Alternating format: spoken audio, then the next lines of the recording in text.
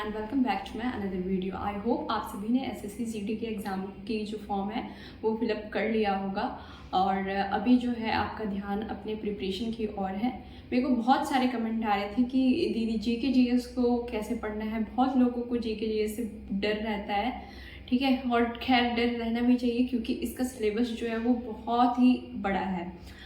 तो ये वीडियो उनके लिए है जिनको जीके जीएस में बहुत ही डर लग रहा है, जो ये सोच रहे हैं कि ये जो बचा हुआ टाइम है 70 to 75 डेज़ का, इसमें मैं जनरल नॉलेज के सिलेबस को कवर कर सकती हूँ या नहीं, या फिर जो ये सोच रहे हैं कि क्या इतने कम समय में जीके जीएस को कंप्लीट करना और उसमें स्कोर करना पॉसिबल है या नहीं।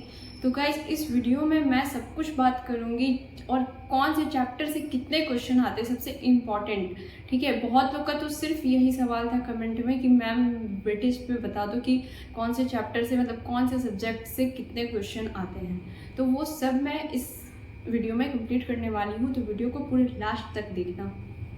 वीडियो को शुरू करने से पहले मैं एसएससी जीडी एग्ज़ाम की ओवरव्यू दे देती हूँ।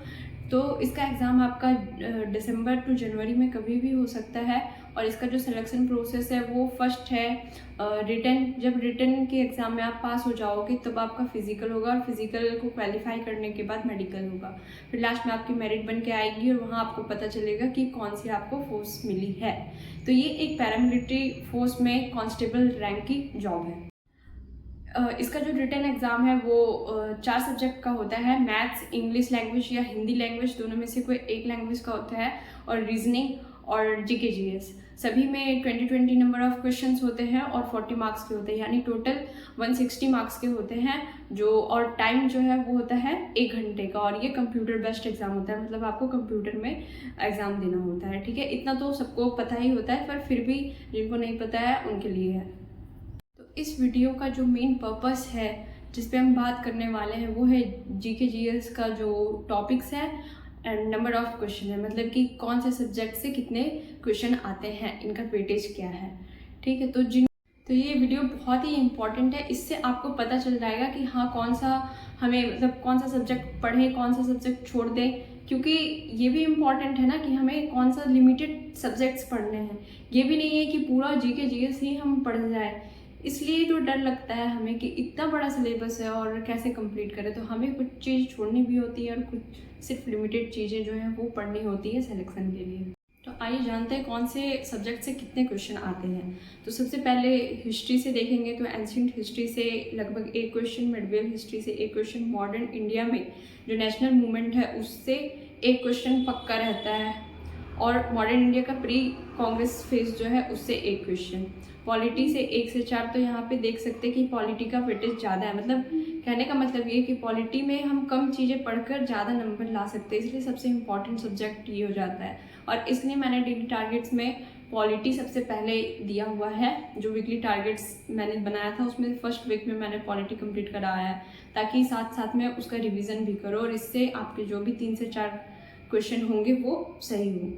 उसके बाद फिजिक्स से लगभग 1 क्वेश्चन, केमिस्ट्री से 2, बायोलॉजी से 2, इंडियन ज्योग्राफी से 3 और वर्ल्ड ज्योग्राफी से लगभग 1 क्वेश्चन, इकोनॉमिक्स से 1 से 4 क्वेश्चन, आर्ट एंड कल्चर से 1 से 3 क्वेश्चन, अवार्ड्स एंड ऑनर्स से 1, book and author 1, famous people 1।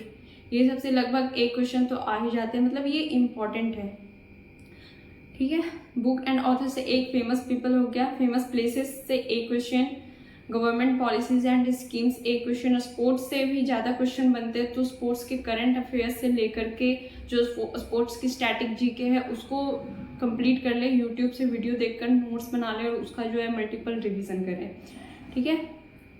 Appointment and resignation से 1 क्वेश्चन आता है, आर्ट एंड कल्चर से 1, अवार्ड्स एंड ऑनर्स 1 हो गया। हाँ ये सब तो सारी चीज़ें हो गई। तो ये लगभग वेटेज से, कभी कभी क्या होता है कि फिजिक्स से 1 भी क्वेश्चन नहीं करा और केमिस्ट्री से 2 क्वेश्चन और बायोलॉजी से 1 क्वेश्चन, कभी बायोलॉजी का क्वेश्चन मतलब 1 भी क्वेश्चन नहीं देता है, क्योंकि देखो यार नंबर ऑफ क्वेश्चन जो है जीके जीएस में वो 20 ही है और सिलेबस इतने सारे हैं। तो कभी कभी कोई सब्जेक्ट छूट जाता है, कभी कभी किसी एक सब्जेक्ट से ही क्वेश्चन मिल जाता है। तो हमें ध्यान देना है कि कौन से सब्जेक्ट से ज़्यादा क्वेश्चन आते हैं उसको तो कभी नहीं छोड़ेगा ना, तो आपको वो चीज़ कंप्लीट कर लेना है। जैसे पॉलिटी तो एकदम फिक्स है, वो कंप्लीट कर ही लो, और इंडियन ज्योग्राफी सेकंड में, ठीक है। तो आपको वेटेज भी पता चल गया। अब जो जिनको बहुत डर लग रहा है और अभी तक आपने जीके जीएस की बुक्स को टच भी नहीं किया कि यार कैसे करूँ, मैथ्स, रीजनिंग और इंग्लिश या हिंदी जो भी आपका लैंग्वेज है वो तो पढ़ रहे हो, पर जीके जीएस से डर लग रहा है और सोच रहे हो कि मतलब होगा ही नहीं, इतने सारे बुक्स पढ़ने पड़ेंगे, इतना सारा सिलेबस है, ठीक है। तो उनके लिए ये वीडियो है, आप पूरा देखना। और जिनके पास अपनी अगर ऑलरेडी स्ट्रैटेजी है तो वो अपनी स्ट्रैटेजी को फॉलो करें, क्योंकि जिसकी खुद की स्ट्रैटेजी होती है वो अपने वीक पॉइंट और स्ट्रॉन्ग पॉइंट को ध्यान में रख के बनाते हैं। तो ये वीडियो मैं बस आपके हेल्प के लिए लाई हूँ ताकि आपको एक आइडिया मिले, क्योंकि मैंने ये सोचकर वीडियो बनाया हुआ है कि अगर मैं एस्पिरेंट होती, एसएससी जीडी की प्रिपरेशन कर रही होती अभी और मेरे पास 70 डेज होते तो मैं कैसे कैसे पढ़ाई करती। तो अभी तो मैं सेलेक्टेड हूँ, पर अब आपकी बारी है, इस बार आप सेलेक्ट हो जाओ। तो जीके जीएस का जो सिलेबस है वो 3 पार्ट में है। पहला मेन सब्जेक्ट्स जो होता है वो, दूसरा स्टैटिक जीके और तीसरा करंट अफेयर्स। ये तीनों ही इम्पॉर्टेंट है अपनी अपनी जगह पे। जो मेन सब्जेक्ट्स होते हैं उसमें polity, history, geography, economics and science होता है। हिस्ट्री में 3 पार्ट होता है, प्राचीन इतिहास, मध्यकालीन इतिहास और आधुनिक इतिहास। और इसी तरह साइंस में भी 3 पार्ट है, बायोलॉजी, फिजिक्स, केमिस्ट्री। और ये सभी मिला के बहुत सारे टॉपिक्स एंड सब टॉपिक्स हो जाते हैं। तो ये जीके जीएस का जो मेन सब्जेक्ट्स है उसको कंप्लीट कहाँ से करना है, तो आपको सबसे पहले क्या करना है, एक प्लान बनाना है जिसमें वीक वाइज आपके टारगेट होने चाहिए कि मैं वीक 1 में पॉलिटी पढ़ूंगा और मैं एक सीरीज़ बताऊं, सही सीरीज़ की, मतलब किस वीक 1 में क्या पढ़ें, वीक 2 में क्या पढ़ें। तो मेरे अकॉर्डिंग वीक 1 में पॉलिटी, वीक 2 में ज्योग्राफी। आप यहाँ पे वर्ल्ड ज्योग्राफी को स्किप कर देना, सिर्फ इंडियन ज्योग्राफी पढ़ना। उसके बाद तीसरे वीक में साइंस, चौथे वीक में, मतलब साइंस में 3 to 4 वीक लग जाएगा क्योंकि इसके अंदर भी 3 सब्जेक्ट हैं, बायोलॉजी, केमिस्ट्री एंड फिजिक्स। उसके बाद फिर आपको क्या करना है, हिस्ट्री पढ़ना है, लास्ट में फिर इकोनॉमिक्स पढ़ लेना। बहुत लोग को इकोनॉमिक्स में इंटरेस्ट होता है तो वो पहले भी इकोनॉमिक्स पढ़ सकते हैं। मैंने अपने इंटरेस्ट के अकॉर्डिंग बताया कि हाँ पहले ये टारगेट बन तो किया, पर अब पढ़ना कहाँ से है, बुक से पढ़ना है या फिर वीडियो देखना है, नोट्स बनाना है कि नहीं बनाना है। तो पढ़ना कैसे है कि इसके मैं 2 तरीके बताऊंगी, आपको जो अच्छा लगता है उसको फॉलो करना। तो फर्स्ट, जिसको नोट्स नहीं बनाना है उनके लिए आपको क्या करना है कि आपके पास कोई सा भी बुक है, मतलब जिससे आप जीके जीएस पढ़ रहे हो, अपना वो बुक उठाओ। मेरे अकॉर्डिंग अगर आप बुक सुनना चाहते हो तो लूसेंट है, और दूसरा किरण पब्लिकेशन की 1 लाइनर बुक आती है एनसीईआरटी की, मतलब वो कम है, आप स्क्रीन पे देख सकते हैं, कुछ इसका फ्रंट व्यू है, ठीक है। ये बुक 1 लाइनर्स टाइप का है, तो ठीक है, पढ़ने में आसानी होती है। जिसके पास नहीं है उसको खरीदना भी नहीं है, मैं नहीं बोल रही हूँ कि अभी जाके आप परचेस कर लो और फिर पढ़ो। आपके पास जो बुक है आप उसी को रखो। तो आपको क्या करना है, आपको अपना बुक उठाना है, उसके बाद आपको पॉलिटी पढ़ना है, तो उस बुक से पॉलिटी की सारे जहाँ से जिस चैप्टर को भी पढ़ना है उस चैप्टर को पूरा पढ़ लो, ठीक है। एक दिन का जो भी टारगेट है कि हाँ हमको 2 से 4 पेज पढ़ना है, जितने पेज को है उसको एक वीक में डिवाइड कर लो। तो आपको अपने बुक से सिर्फ रीडिंग करना है। बुक से रीडिंग ख़त्म होने के बाद आपको यूट्यूब पे वीडियो लगाना है। जैसे मान लो आपने पॉलिटी की 3 से 4 घंटे वाली वीडियो है वो प्ले कर दिया, ठीक है। तो वीडियो को देखना है और अपने बुक को सामने रखना है। वीडियो में जिस जिस टॉपिक को बताया गया है बुक में उसी टॉपिक को अंडरलाइन करना है या तो हाईलाइट करना है, ठीक है। और बाद में जब आप वीडियो कंप्लीट कर चुके हो तो बस अपने बुक से हाईलाइटेड चीज़ों को रिवीजन करना है। ऐसा करने से क्या होगा कि जो सिलेबस का मेन कंटेंट है, यानी जो एग्ज़ाम के पर्पज़ से हमें पढ़ाई करना है, सिर्फ वही बुक में अंडरलाइन होगा और उसको हम जल्दी जल्दी से रिवीजन भी कर सकते हैं। और डेली नाइट में जब हम रिवीजन के लिए बुक खोलते हैं तो उसको जल्दी जल्दी सिर्फ अंडरलाइन वाले वर्ड्स को पढ़ सकते हैं, ठीक है। और दूसरा मेथड वो है कि आप वीडियो लगाए हो 3 से 4 घंटे का, तो सिर्फ उसको देखो और अपने नोट्स बनाओ।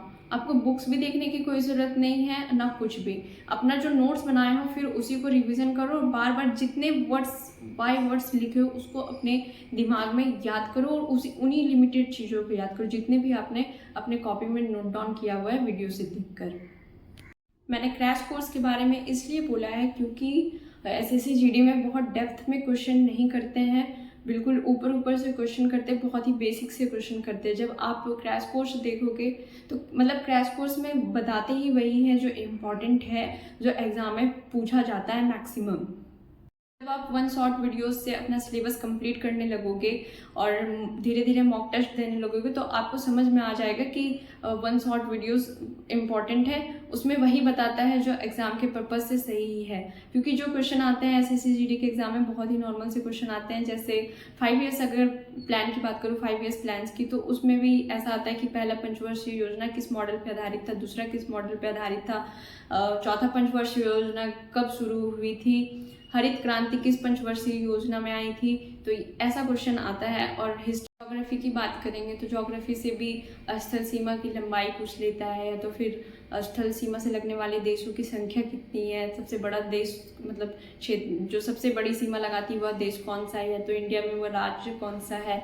तो इस टाइप का क्वेश्चन आता है इंडियन ज्योग्राफी से भी। और धीरे धीरे मतलब आप पढ़ोगे तो आपको समझ में आ जाएगा। और हिस्ट्री में भी 1857 के रिवोल्ट से क्वेश्चन है कि कौन से राज्य से कौन नेतृत्व कर रहा था इस रिवॉल्ट का। तो ऐसा कुछ कुछ क्वेश्चन होता है। तो ये आपको तब पता चलेगा जब आप मॉक टेस्ट लगाओगे, क्योंकि सिलेबस तो आप कवर कर ही रहे हो। और आपने मेरे मॉक टेस्ट का वीडियो नहीं देखा है तो वहाँ से आप देख सकते हो कि मॉक टेस्ट कैसे देना चाहिए और उसके एनालिसिस कैसे करना चाहिए। तो मेन सब्जेक्ट्स की जो प्रिपरेशन है वो कैसे करनी है वो आपको पता चल चुका है। अब बात करेंगे स्टैटिक जीके की, क्योंकि मेन सिलेबस जितना इम्पोर्टेंट है उतना ही इम्पोर्टेंट स्टैटिक जीके है।